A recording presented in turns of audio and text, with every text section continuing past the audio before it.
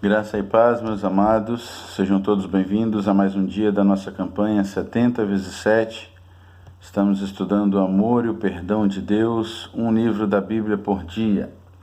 Hoje trataremos da segunda carta do apóstolo João. Como já falamos, o autor é o próprio apóstolo João, ou o discípulo amado, ou o apóstolo do amor. Mesmo autor do quarto evangelho, mesmo autor das outras duas cartas, 1 João e 3 João, e o mesmo autor de Apocalipse. A data que João escreve provavelmente é lá entre o ano 90 e 95 depois de Cristo, bem no finalzinho do primeiro século. A primeira carta de João ele já escreveu para combater uma forma incipiente, uma forma inicial ainda de heresias que estavam tomando corpo e que no segundo século ficaram conhecidas como gnosticismo, ou seja, heresias que negavam a divindade de Jesus, negavam a humanidade de Jesus, que negavam até mesmo que o sacrifício de Jesus era suficiente. Para essa heresia, você só poderia alcançar a salvação através de uma chave, de um conhecimento que era secreto, e esse conhecimento era passado então de uma forma mística, mágica. Por quê? Porque eles misturavam religião e filosofia grega, filosofia que acredita que a matéria é má e o corpo é bom, e o espírito é bom, perdão. Então, se a matéria é o corpo é matéria, o corpo é mau, e eu devo maltratar o corpo, eu devo machucar o corpo, ou eu devo ignorar o corpo, ou então também eu posso cair na gandaia, fazer o que o corpo quiser, porque ele não alcança o espírito. João escreveu muito, e muito diretamente contra esse tipo de heresia. Na segunda carta, e lembremos que são 3 as cartas de João, já estão no finalzinho da Bíblia. A primeira carta, ela não tem introdução, ela não tem saudação, ela não tem conclusão. Ela, na verdade, nem deveria ser chamada de carta, porque ela não tem esses elementos. Já a segunda carta, ela tem tudo isso, mas o problema da segunda carta é que os destinatários da segunda carta são complicados de você entender. Na verdade, parece mais difícil do que na verdade é. O presbítero, próprio João, à senhora eleita e aos seus filhos. Então, figurativamente, está falando de uma igreja. A senhora eleita seriam os filhos, e ele termina dizendo, olha, a outra senhora eleita, ele vai dizer para eles, te saúdam, vocês têm que tomar cuidado aí para não receber. Os filhos da tua irmã eleita te saúdam. Ele termina a sua carta dizendo isso. No verso 13 da carta. Só tem um capítulo, a segunda carta de João. Então, provavelmente está falando aí da igreja, está falando a outra igreja que eu estou aqui e está te saudando. Lembre-se que já era uma época de uma grande perseguição, inclusive isso vai motivar João a escrever em linguagem apocalíptica, usando até mesmo simbologias para que as cartas pudessem circular sem serem confiscadas, sem serem tomadas pelos romanos.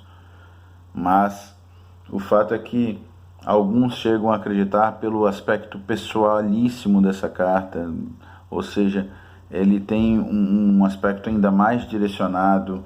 Se na primeira ele estava escrevendo em forma de uma carta circular a todas as igrejas, nessa, provavelmente João tem um grupo definido, ainda que ele não dê nome, ainda que possa ser usado por todas as igrejas como hoje por nós, mas ele tem um grupo definido na mente dele quando ele escreve. Essa era para uma igreja em particular. E ele está escrevendo justamente para alertar os mesmos problemas da primeira carta. O perigo dessas ideias, dessas doutrinas falsas, desses falsos mestres que estavam se infiltrando na igreja.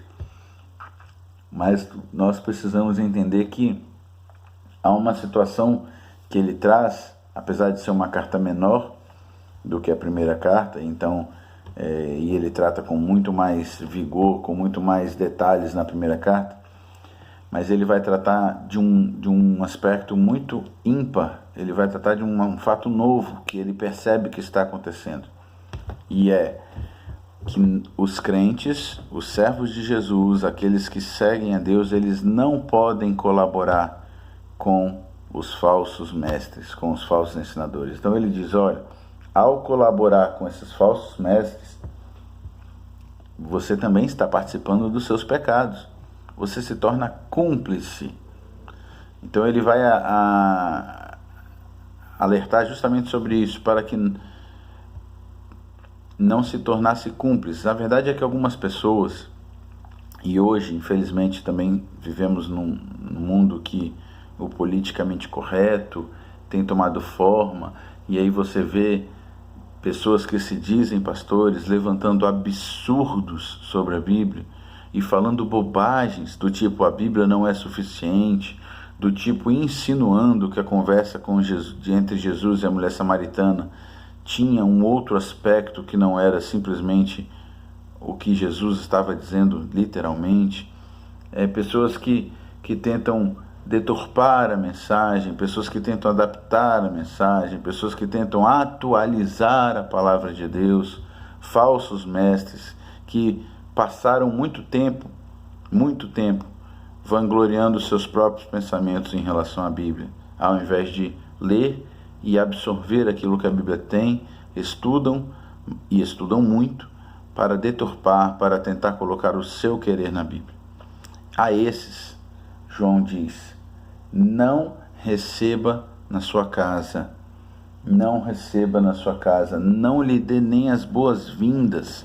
João é muito direto no seu palavreado e no seu falar. E ele diz, porque aquele que lhes dá as boas-vindas se faz cúmplice das suas obras más. Nós estamos falando sobre o amor e o perdão de Deus. Falsos mestres precisam do amor e do perdão de Deus. O problema é que tem muitos crentes querendo ser o cúmulo da santidade. Ninguém seja mais do que é. Aprenda, coloque-se num aspecto de humildade. Tem gente querendo ser tão crente que eu já ouvi pessoas dizendo, por que a gente não prega para o diabo, para converter o diabo? Ele também pode, coitadinho, se converter. Está se achando melhor do que o próprio Jesus, que teve conversa tete a tete com Satanás e não tentou convertê-lo.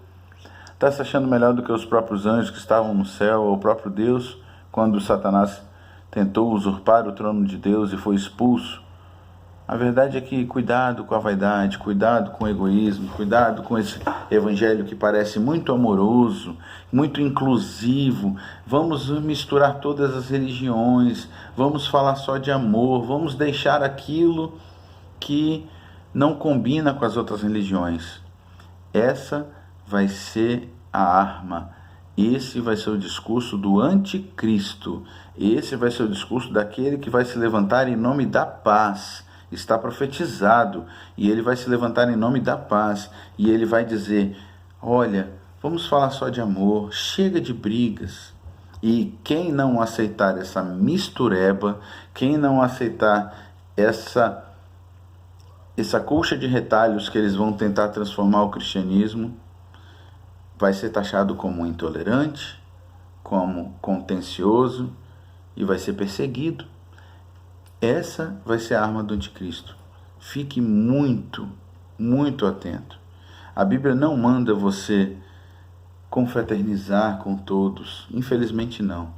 Eu não estou pregando aqui separação, você se achar melhor do que outras pessoas. Mas se tem uma mensagem que é melhor do que todas as outras, está na Bíblia Sagrada. Para você vai aparecer aí, de trás para frente, mas é a Bíblia, a palavra de Deus. Se tem uma mensagem que é superior a qualquer outra mensagem, é a palavra de Deus. Se tem uma verdade absoluta, jamais será relativizada e jamais será relativa, é a palavra de Deus. João então vai dizer, olha, cuidado, porque ao colaborar com falsos ensinadores, você está participando dos seus pecados.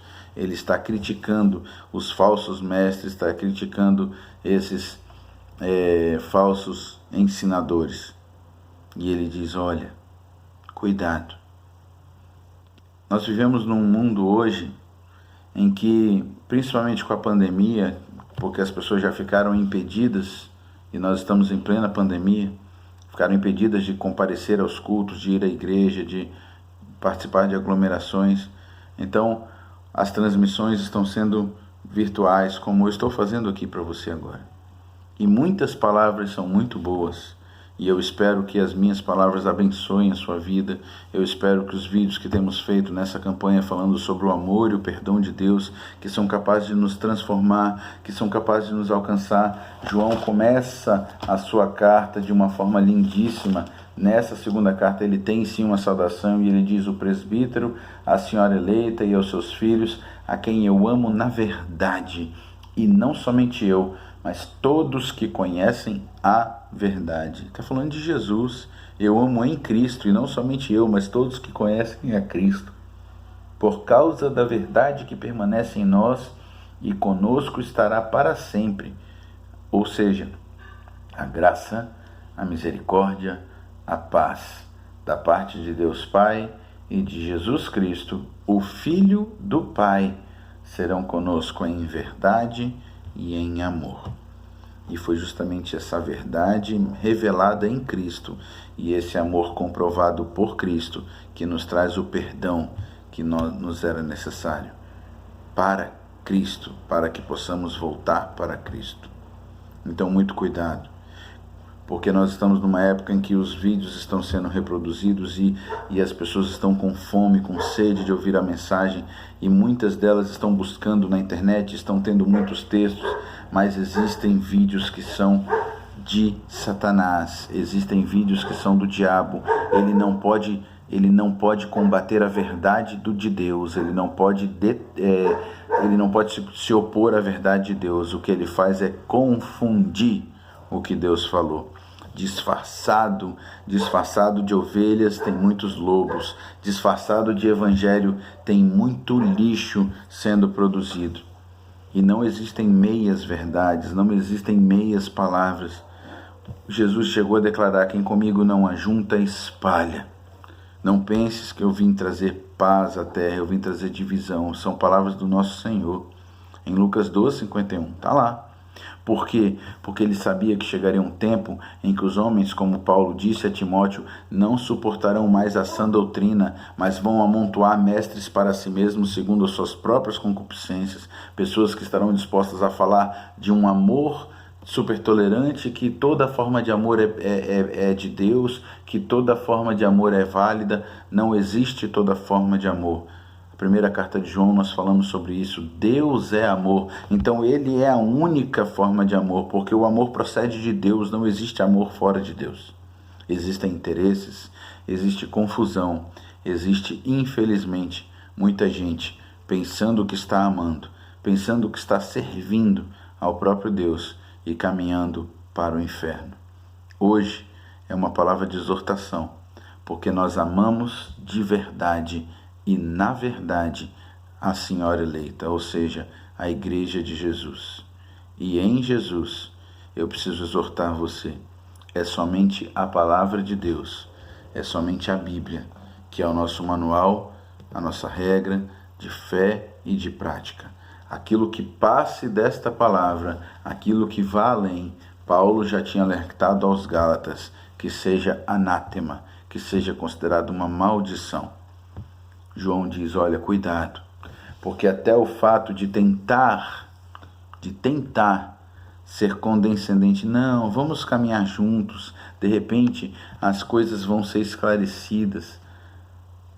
Cuidado. Ao colaborar, ao receber na sua casa, ao abrir a sua casa através de um vídeo como esse, mas de pessoas que estão preocupadas em pregar heresias, pregar coisas que não edificam, pregar coisas que não estão na palavra de Deus, você está se tornando talvez um cúmplice, um colaborador. Você está enchendo a sua casa e o seu coração e a sua mente de algo que não agrade a Deus. E tudo que não provém de Deus é pecado. Se não provém de Deus, é pecado. Por isso João toma o cuidado de escrever novamente sobre o mesmo assunto praticamente que ele tinha escrito na primeira carta, que era sobre esses falsos ensinos, sobre esses falsos mestres. Mas ele escreve agora a um grupo destinado, um grupo, não uma carta geral para todos, mas aquele grupo que ele tinha em mente. E ele diz: cuidado, porque vocês não devem nem mesmo receber nas suas casas pessoas que dizem: não, eu sou um apóstolo de Jesus, eu sou um profeta de Jesus, eu sou um pastor. Cuidado, examine aquilo que você está recebendo à luz da palavra. Examine cada vídeo meu, examine cada palavra que eu te dou. Se eu falar algo que não concorde com a Bíblia, fique com a Bíblia. Eu sou pecador como você, e todos os outros também são. Mas se falarem alguma coisa que contradiz a Bíblia, saiba, isso vem de Satanás, isso não provém de Deus, e tudo aquilo que não provém de Deus é pecado. Por isso, cuidado para você não estar alimentando a sua alma com lixo. Cuidado para você não estar transformando falsos ensinos em doutrinas para a sua vida, em motivo da sua vida. Eu já vi muita gente dizendo, porque acreditou fielmente em palavras malditas e malditas, ou seja, ditas de uma forma errada e ditas com maldição. Que, por exemplo, que Jesus no seu lugar ou no lugar de Adão pecaria, que você é o centro do coração de Jesus. Não tem nada disso na Bíblia. Jesus é o centro de tudo. Ele morreu por nós porque Ele escolheu nos amar. A primeira carta de João diz: nós o amamos porque Ele nos amou primeiro. É por isso, mas não é porque Ele é o centro. O centro significa aquilo que está focado, aquilo que é o mais importante. E você e eu não somos o mais importante de Jesus. Jesus é o mais importante. Ele é o primogênito em todas as coisas, para em todas ter a proeminência. Ele nos reconciliou consigo mesmo e com o Pai. Em Deus, em Jesus, Deus estava consigo mesmo estava reconciliando o mundo. Então precisamos entender muito claramente: é só Jesus. Ele é o cabeça, Ele é o mestre, Ele é o caminho, Ele é a verdade e Ele é a vida. E ninguém vai ao Pai senão por Ele.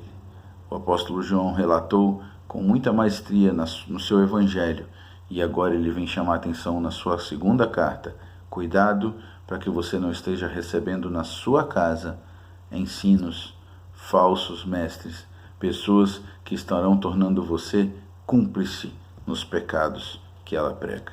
Que Deus tenha misericórdia de nós e que possamos conhecer. Se você quer saber o que é a sã doutrina, o que é o verdadeiro ensino, busque diretamente na fonte, na palavra de Deus. Se tiver uma vírgula contrária ao que está na palavra, fique com a palavra. E se você não entender, nós estamos à disposição. Eu quero me colocar totalmente à disposição, e existem muitos pastores de várias denominações com um coração sincero, querendo explicar a palavra de Deus. A nossa função é essa, não é dizer a você que se você não me obedecer, você vai para o inferno. Se você não obedecer a Jesus, você já está condenado. Entregue a sua vida a Ele, confie nele, e Ele tudo fará. Que Deus nos abençoe. Amém.